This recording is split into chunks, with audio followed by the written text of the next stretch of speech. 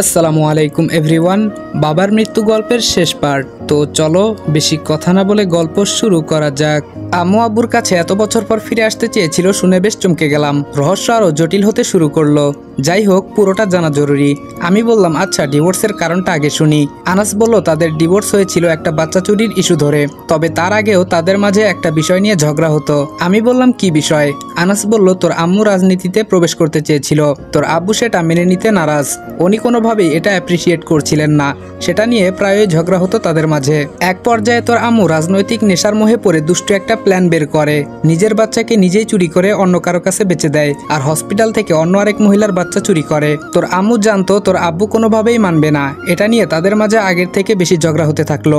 এক সময় সেটা ডিভোর্সে পরিণত হয়। তোর আম্মু চেয়েছিল সেটাই। তাদের ডিভোর্সের পর তোর আম্মুর পথের কাঁটা বলতে কিছুই থাকলো না। শুরু হয় তার রাজনৈতিক ক্যারিয়ার।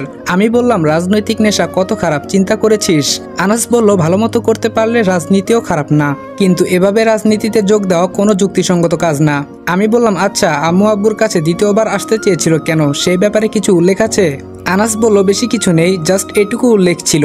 এত বছর পর মার্জানা কি মনে করে আবার আমার ভাঙ্গার সংসারে আসতে চাচ্ছে সেটা এখনো আমার কাছে রহস্য। সকালবেলা মোবাইলের শোরুমে গেলাম, কিন্তু এই মডেলের সেটের ডিসপ্লে নাকি পাওয়া যেতে সময় লাগবে।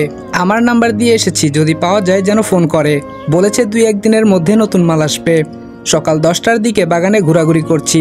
আব্বুর হাতের বাগান বেশ বড়ই। এক পর্যায়ে ক্লান্ত শরীর নিয়ে বসে পড়লাম একটা টুলের মাঝে। না, বাগানের মাঝে বসার মতো ভালো কোনো পরিবেশ সৃষ্টি করতে হবে।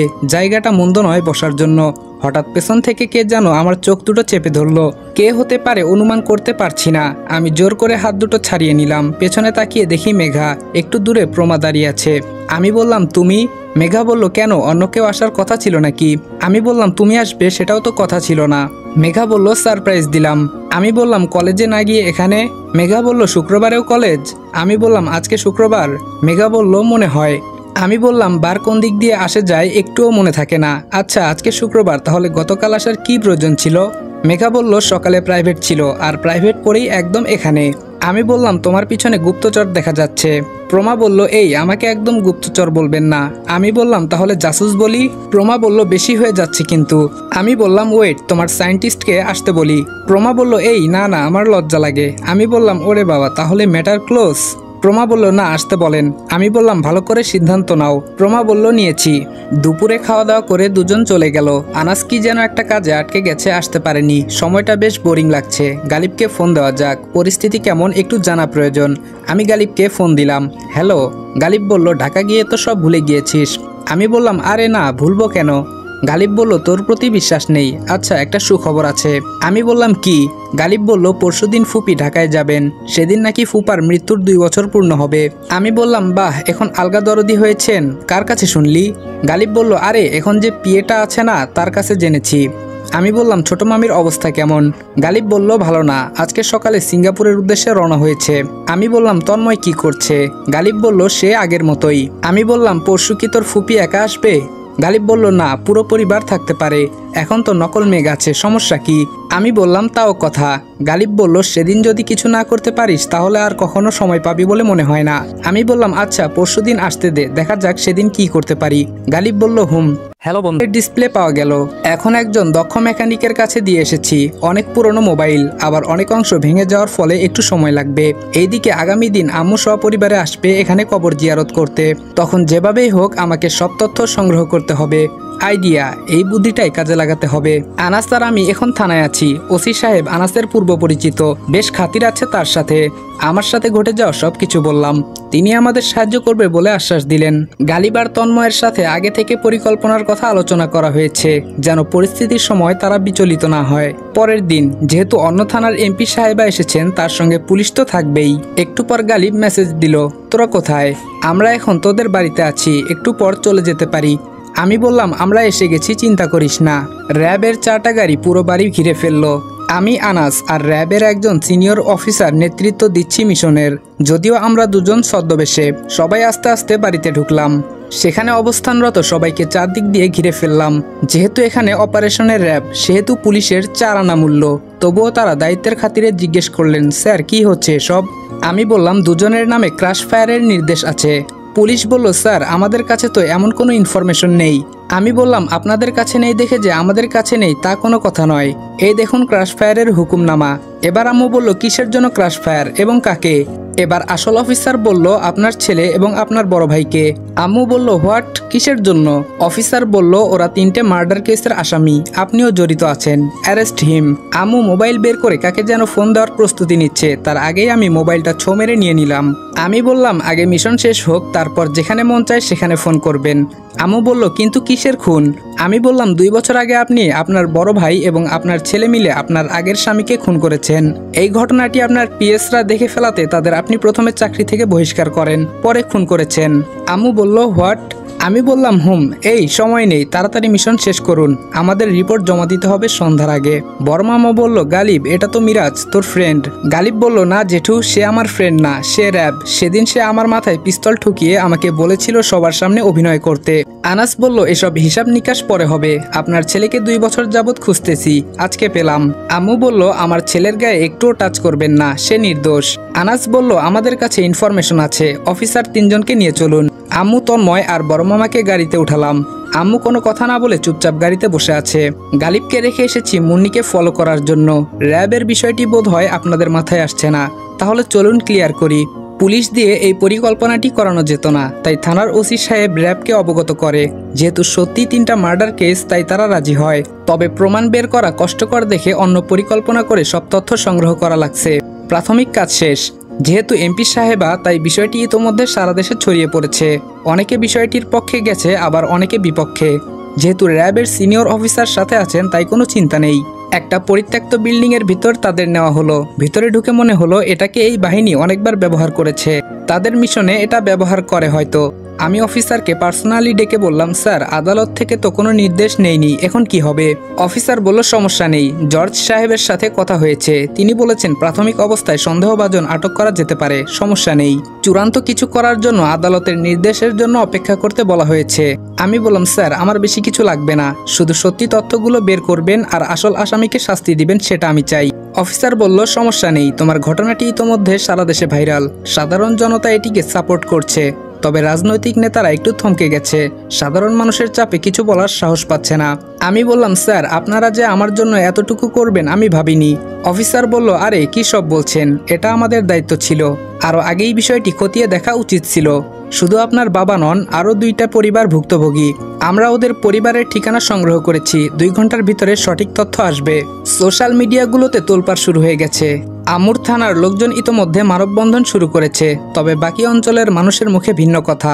তারা মনে করছে পাপ তো পাপই, সে যেই হোক শাস্তির যোগ্য। আদালত থেকে জরুরিভাবে নির্দেশ আসলো মামলাটি অতি দ্রুত শেষ করার জন্য, সেটির অপেক্ষায় ছিলাম। তন্ময়ের কপাল বরাবর পিস্তল ধরলাম। শেষ ইচ্ছা আছে কোনো? তন্ময় বলল, আছে। আমি বললাম, কি? তন্ময় বলল, আমার আম্মুকে ছেড়ে দিন, উনি নির্দোষ। আমি বললাম, তাহলে স্বীকার করছো তুমি 3টে খুন করেছ?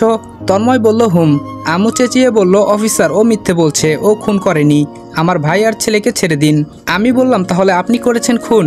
আম্মু বলল, পুরো কাহিনীটা শুনুন, তারপর আপনারা যদি মনে করেন আমি দোষী তাহলে শাস্তি আমাকে দিবেন, আমার সন্তানের গায়ে একটু স্পর্শ করবেন না।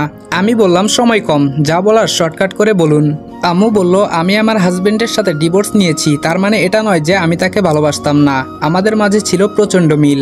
আজও আমি তাকে সেই নববিবাহের সময়ের মতো দেখি। মানুষের মনে কত রকম বাসনা মাঝে মাঝে সৃষ্টি হয়, আমার মনেও একদিন বাসনা জাগে আমি রাজনীতিবিদ হব। আমার পড়াশোনাও ছিল, কিন্তু মেঘের আব্বু কোনোভাবেই মেনে নিচ্ছিল না। এটা নিয়ে দুজনের মাঝে প্রায় ঝগড়া হতো। এক সময় আমার 2য় সন্তান আসে পৃথিবীতে। আমি উপায়ন্তর না দেখে মনে মনে একটু কঠিন সিদ্ধান্ত নেই। রাজনৈতিক নেশা যে মানুষকে এতটা মাতাল করে সেটা ধারণা ছিল না। আমি আমার সন্তানকে এক বন্ধা প্রবাসীর কাছে দিয়ে দেই। সবাই মনে করে আমার বাচ্চা চুরি হয়েছে। তারপর হসপিটাল থেকে অন্য আরেকটা বাচ্চা চুরি করি। মেঘের আব্বু বিষয়টি মানতে নারাজ। তার কথা, আমার বাচ্চা চুরি হয়েছে হয়তো, আমাদের কপালে সে ছিল না, তাই বলে অন্য মায়ের কোল খালি করব কেন? এটা নিয়ে শুরু হয় দুজনের মাঝে ঝগড়া। এক পর্যায়ে নিজেই বলি আমাদের ডিভোর্স চাই। মেঘের আব্বু সেটাতেও রাজি নন। সে আমাকে অনেক বুঝিয়েছে, রাজনীতিতে যোগদান করতেও সে অনুমোদন দিয়েছে। তখন ভাবলাম এক সময় না এক সময় সে মত উল্টাবেই। নিজের মতো করে নিজের জীবন গঠন করি, সেটাই বেটার। চুরি করা বাচ্চাটার ডিভোর্স পেপার নিয়ে চলে আসলাম বাবার বাড়িতে। সবাই জানতো আমাদের দাম্পত্য জীবন সুখী নয়। তাই আমার বাবার বাড়ির কেউ কিছু বলেনি। তখন নিজের মতো করে চলতে শুরু করলাম নিজের জীবনের তৃতীয় অধ্যায়। আমরা সবাই একপাশে দাঁড়িয়ে শুনে যাচ্ছি কি বলছে। অফিসার দীর্ঘ নিঃশ্বাস ছেড়ে বললেন, মেঘের আব্বুকে খুন করেছিলেন কেন? আম্মু বলল, আমাদের সন্তানের কসম, আমি মেঘের আব্বুকে কিছু করিনি। অফিসার বলল, কে করেছে? আম্মু বলল, সেটাও জানি না। অফিসার বলল, দেখুন, আপনি এখন রানিং মাননীয় সংসদ সদস্য, আপনার প্রতি শ্রদ্ধা রেখেই বলছি, সব সত্যি প্রকাশ করুন। আম্মু বলল, সত্যি বলছি, আমি কিছু জানি না। আমার সন্তান অনেক বছর পর বিদেশ থেকে ফিরেছে, সে এসবের কিছু জানে না। আর আমার ভাই, সে কেন এমন করবে? তার তো কোনো প্রশ্নই উঠে না। অফিসার বলল, মানছি আপনার কথা, তাহলে এতগুলো বছর পর কেন আপনি আসাদুজ্জামান সাহেবের বাড়ি পরপর বেশ কয়েকবার এসেছিলেন? এবং যেদিন আসাদুজ্জামান সাহেবের মৃত্যু হয় সেদিন সকালেও মানুষজন আপনাকে ওই বাড়ির আশেপাশে দেখেছে। এর কোনো উত্তর আছে কি আপনার কাছে? খুনের ঠিক 2 দিন পর আপনার সিকিউরিটি এবং পার্সোনাল অ্যাসিস্ট্যান্টকে কাজ থেকে বহিষ্কার করেন। তার পরের দিন মহিলাটি মারা যায় এবং পরে পুরুষটিও মারা যায়। বলুন, এই প্রশ্নগুলোর উত্তর কি? আম্মু কিছু বলার আগেই অফিসারের ফোন আসে। গুরুত্বপূর্ণ ফোন দেখে মোবাইল নিয়ে বাইরে চলে যায়। আমি আর আনাসও একটু আড়ালে চলে গেলাম।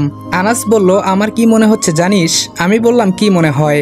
আনাস বলল, তোর আম্মু নির্দোষ। আমি বললাম, তাই মনে হচ্ছে, এখানে তৃতীয় পক্ষ আছে। আনাস বলল, তারপরেও কিভাবে বলবি? উনি রাজনীতি করে, যে কোনোভাবে সবাইকে বোকা বানানোর চেষ্টা করবে। আমি বললাম, কি জানি, তবে তার মুখোশ আমি উন্মুক্ত করবই। আনাস বলল, সোশ্যাল মিডিয়াতে যা চলছে ঘটনাটি নিয়ে মনে হচ্ছে তোর আম্মুর রাজনৈতিক ক্যারিয়ার শেষ।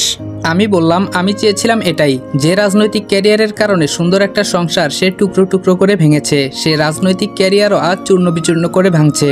সবে মাত্র শুরু, আরও শাস্তি বাকি আছে। সে যদি দোষী নাও হয় তবুও তাকে শাস্তি পেতে হবে। লামিয়াকে সে মাতৃ অধিকার থেকে বঞ্চিত করে মেয়েটাকে অনেক কষ্ট দিয়েছে, একটা মায়ের বুক খালি করেছে। আমার বোনকে কার হাতে যেন তুলে দিয়েছে, কে জানে সে কেমন আছে। ওনার কারণে সারাটা জীবন আব্বুকে ইগনোর করেছি। আমার কথা না হয় বাদই দিলাম, মন চাচ্ছে এখনই ক্র্যাশ ফায়ার করি। আনাস বলল, উত্তেজিত হয়ে কিছু করা যাবে না, প্ল্যান মতো কাজ করতে হবে। এমনও হতে পারে ঘটনাটি তৃতীয় কেউ ঘটাচ্ছে, সে সবার অগোচরে রয়ে গেছে। আমি বললাম, ধুর, এখানে তৃতীয় পক্ষ আসবে আকাশ থেকে নাকি? আনাস বলল, চোখে দেখা জিনিসও অনেক সময় ভুল হয়। গাজীপুর মহাসড়কের একটা পাবলিক বাস থেকে মুন্নি আর তার হাজব্যান্ডকে আটক করেছে র্যাব, কেননা মহিলাটির মোবাইলের গুগল ড্রাইভে যে ভিডিওটি ছিল তা মুন্নি আর তার হাজব্যান্ডের। 5 জনকে একসঙ্গে জিজ্ঞাসাবাদ করা হবে এখন। আমি আর আনাস সাইডে দাঁড়িয়ে আছি, অফিসারের উপর দায়িত্বটি ছেড়ে দিয়েছি। ভিডিওটি একটা ল্যাপটপে তাদের সামনে ওপেন করা হয়। দুজনেই হন্তদন্ত করে আমাদের বাড়ি থেকে বের হচ্ছিল আর ঘন ঘন আশেপাশে তাকাচ্ছিল। এক পর্যায়ে তাদের দৃষ্টি ক্যামেরা বরাবর হয়, সেখানেই ভিডিওর সমাপ্তি।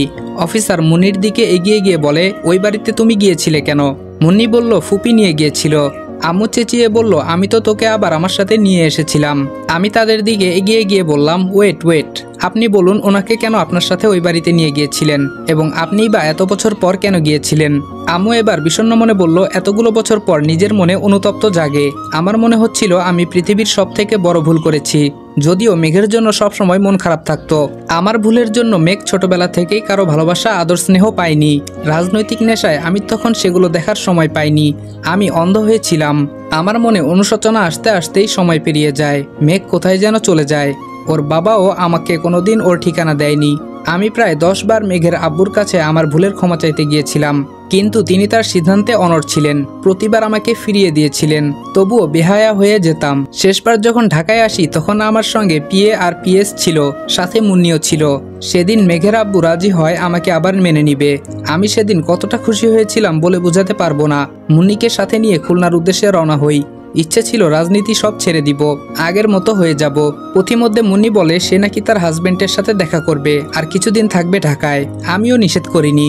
মুন্নিকে নামিয়ে দিয়ে আমি চলে আসলাম খুলনায়। বিকেলের দিকে খবর আসে আসাদুজ্জামান আর নেই। কথাটা বলতে গিয়ে আম্মু অঝরে কেঁদে ফেলে। তখন আর যেতে পারিনি, তার আগেই মাটি দিয়ে দেয়।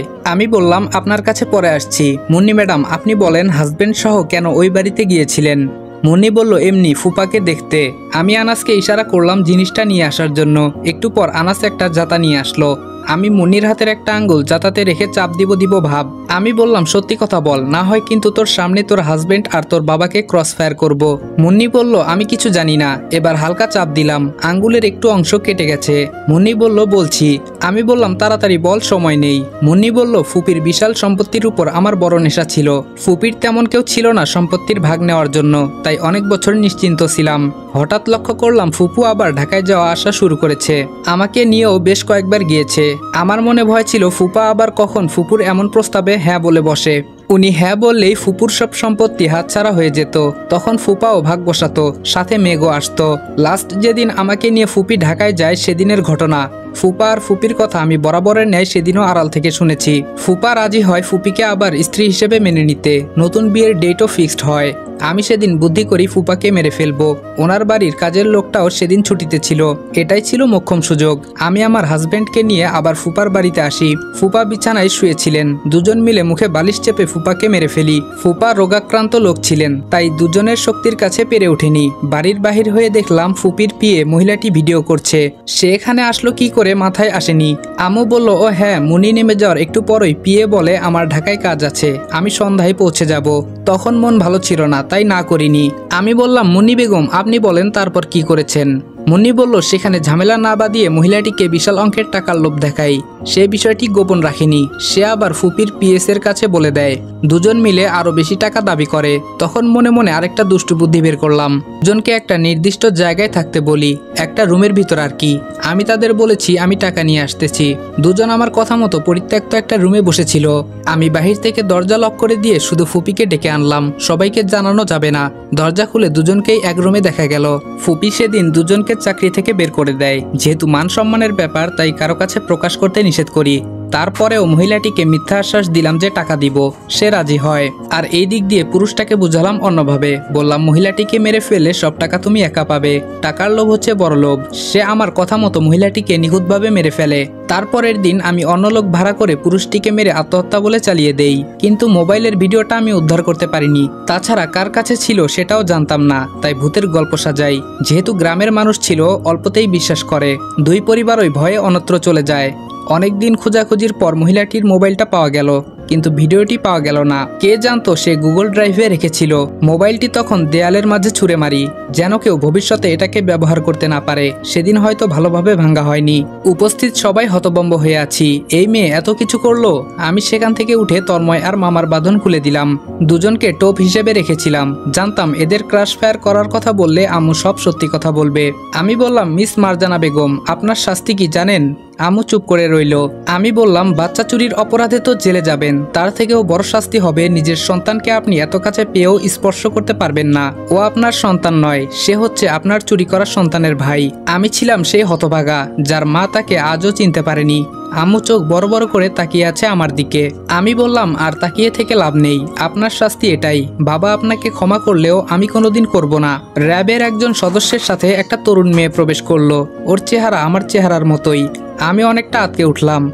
আমার বোন তরি নয় তো? আমি কিছু বলার আগেই মেয়েটি আমার পাশে এসে বলল, ভাইয়া, এই মহিলাটির শাস্তি আমি নিজ হাতে দিব। ওনাকে সারা জীবন সন্তানহীন থাকতে হবে। আমি বললাম, তুই তরি? তরি বলল, হুম। সারা দেশে এই খবরটি ভাইরাল হওয়ার পর আমাকে যিনি এতটা বছর সন্তানের মতো দেখেছে, তিনি আমাকে সব বলেছে। আমি সোজা র্যাবের অফিসে যাই। তাদের একজন আমাকে নিয়ে আসে। আমি বললাম, তোর শাস্তির উপরে আর কোনো শাস্তি হতে পারে না। অফিসার কি বলে যে আপনাকে ধন্যবাদ দিব? প্লিজ ওনাদের সামনে থেকে নিয়ে যান। আর আমি আমার বাবার খুনের দৃষ্টান্তমূলক শাস্তির দাবি করছি। অফিসার বলল, শাস্তি আপনার সামনেই হবে। অফিসার বেশি দেরি না করে মুন্নি আর তার হাজবেন্ডের উপর এলোপাথারি গুলি ছুটতে থাকে।